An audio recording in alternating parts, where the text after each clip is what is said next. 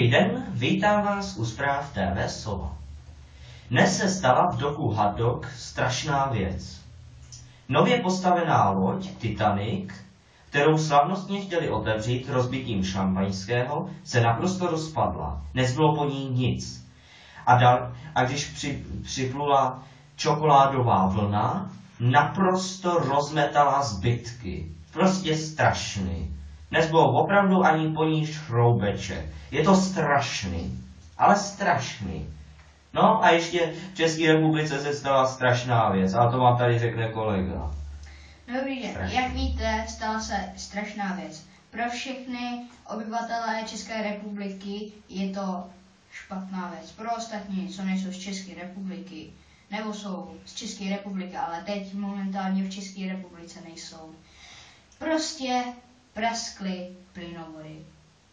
Příčina se zjistila. Byla v tom veverka. Veverka se málem udusila. Potřebovala se napít. Rozkousala proto vodovod, napila se a důsledkem toho, že rozkousala vodovod se rozlil, není voda ani plyn, ještě ta voda rozbila elektřinu, elektřina neproudí, ale my máme solární panel, takže nám může svítit aspoň tato žárovka. No a tím se s vámi loučíme a budou hovory z TV Sova, sport a počasí. Naschledanou. Teď tu pro vás máme reportáž se zásahovkou. Jedeme? OK. Vy jste kapitán české... Já jsem kapitán. Takže vy jste kapitán české zásahovky. Ano. Jaké je vaše jméno? Jmenuji se kapitán české zásahovky. Toť vše. Nic jiného vás nemusí zajímat. That's me. Dobrý den, mé jméno je Jan Cůva. A teď...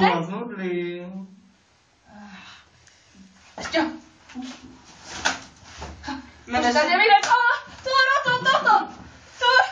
No dobře. Dobrá, chrápe. Mám bojový výcvik. Ha! Takže, kapitáne, naši české zásahovky zase na mě míří. Jmenuje se Jack Ostřelač. Když vidí cíl, nemůže si pomoct. Ale vy jste česká zásahovka. Musíte to pochopit. Jo?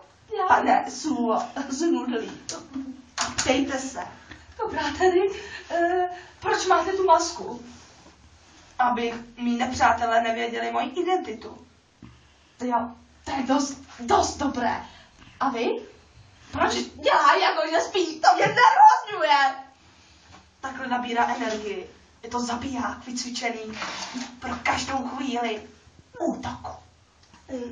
Necítím se moc dobře, když jsem vedle něho. Nemůžeme se... Tak dejte se! Dobrá tedy, co se stalo s Čekem? Papírem Ano, s Čekem papírem. spáchal velice nebezpečnou a hnusnou sebevraždu. Skočil z balkónu, prej jsem slyšel 2 centimetry dlouhou a prej mu někdo tomu pomohl a my 2 to vyšetřujeme. Jo, vy 2. Tenhle Jack? Ne, jmenuje se, jak jsem řekl, to jméno, jestli jsem mu ho vůbec řekl, neboli zabiják, ostřelovač. Jo, takže ten zabiják a vy to vyšetřujete. Ale proč to nevyšetřuje policie České republiky? Proč česká zásahovka? Protože stojí za zelený pendrek, který jsem teďkom na záchodě vytvořil. Ano, velmi. Působivý? Ano, působivé. Jste moderátor a neumíte se vyjádřit? Umím se vyjádřit. Jste podezřelý. Já nejsem podezřelý, jsem moderátor z téma slova. Teď tu pro vás máme sport. Vítejte u sportu. Tentokrát jsem se dozvěděl, že k nám přijdou hráči z Mladinčina, který hrajou volejbal.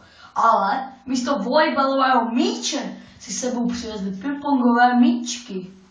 Hrajte, tady natřeme jenom stěnu, ano? Můžete pokračovat.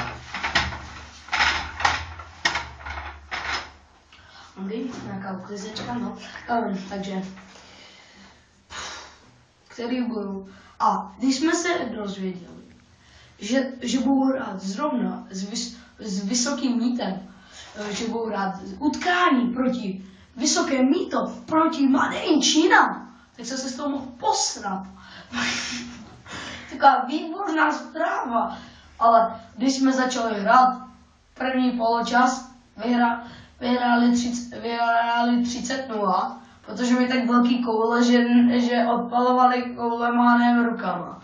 A my samozřejmě Češi, my jsme tam hráli s pingpongovým míčem jako debilové, protože my si spletli pingpongový míč s volejbalovým. Teď to pro vás máme meteorologické zprávy. Čili počasí, pro ty nechápavé a blbé. Dobrý den, vítejte u počasí. Jak vidíte, nemám vám k tomu nic říct, jenom, že v Praze je zima jak na Sibiři. Jsou tam 4 cm sněhu a u Národního divadla dokonce 5.